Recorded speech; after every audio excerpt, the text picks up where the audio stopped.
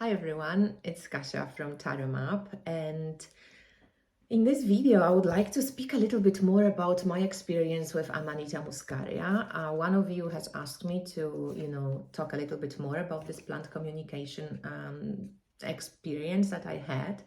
So I strongly believe that plants and everything that's alive has consciousness, and there's this energy field, like a resonance, a frequency that we can interact with. And if it's going to be a communication like talking, depending on your sensitivity, you might get, words, you might get images, you might get sensations in your body. It's like reading cards and your intuition in general.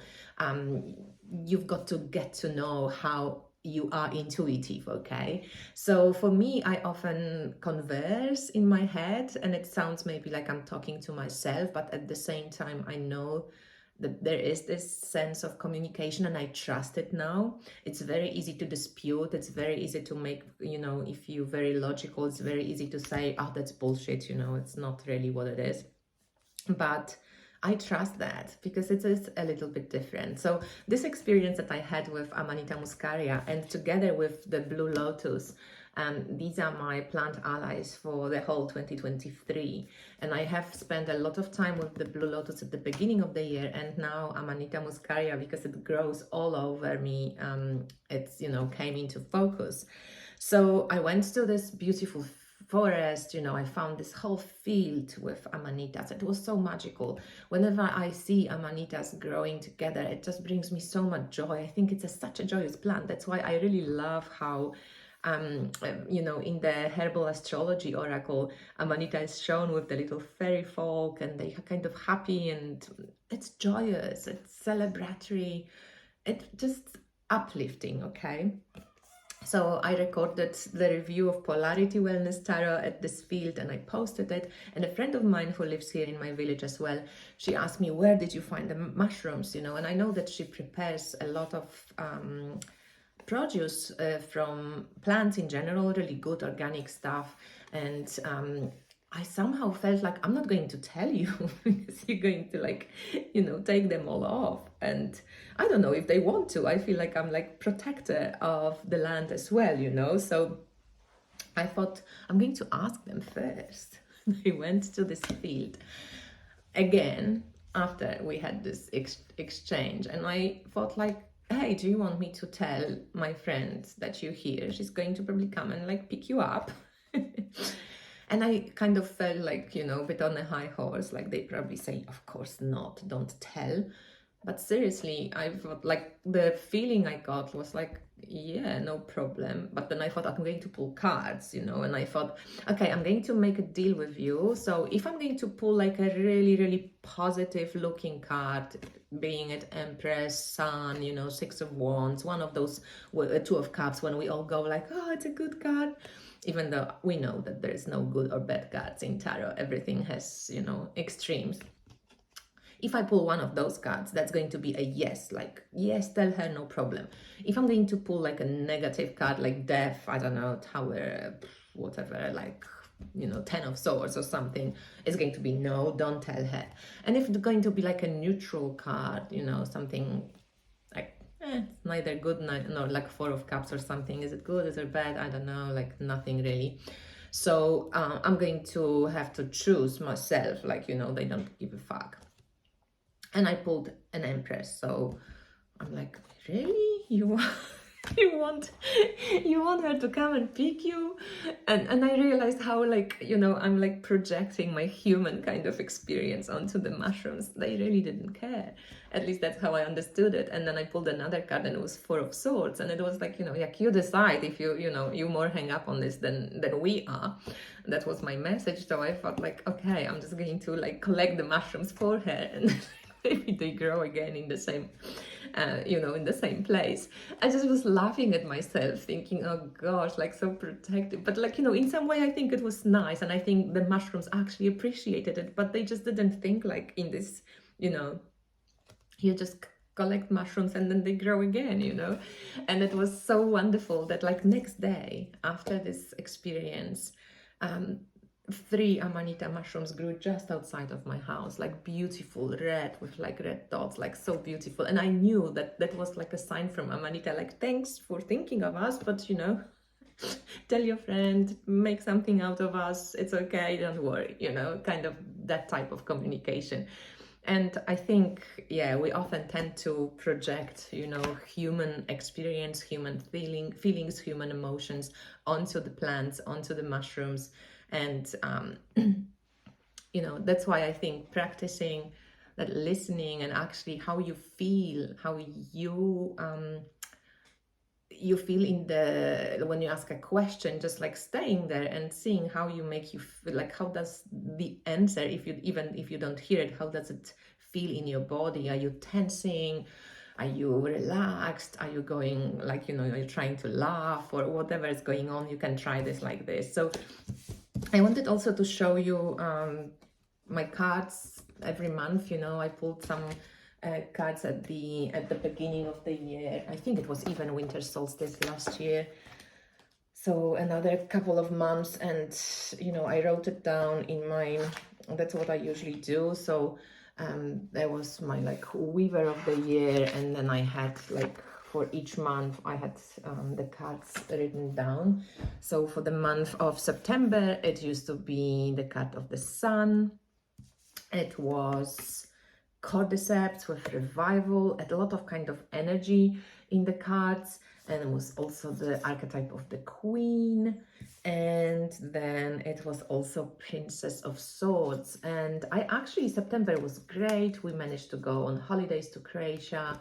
And there was this like ideas, you know, that I have.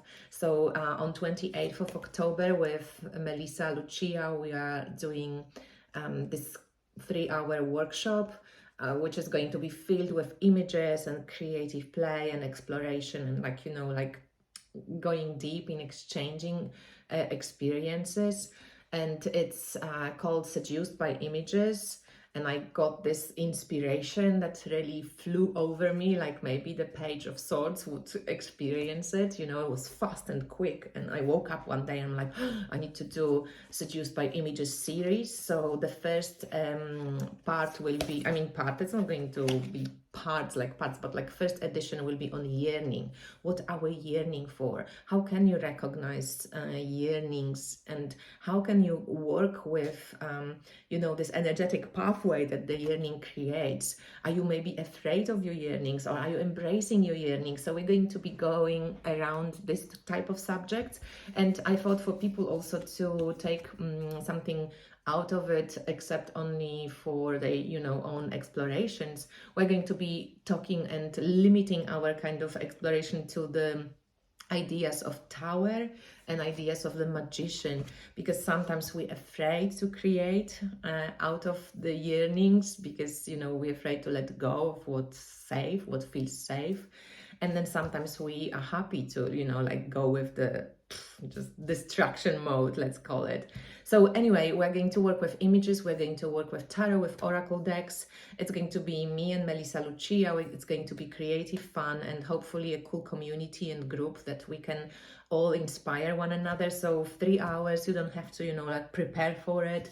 It's going to be fun on Saturday, 28th of October. So please join us. I'm going to link all the information below. You can click on it and it will take you to my website when you can read about it. And maybe if you want to join us, you can join us.